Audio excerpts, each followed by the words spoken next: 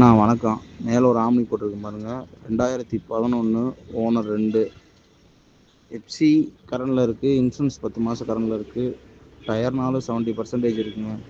கவுல் post பிடிக்காத வண்டி.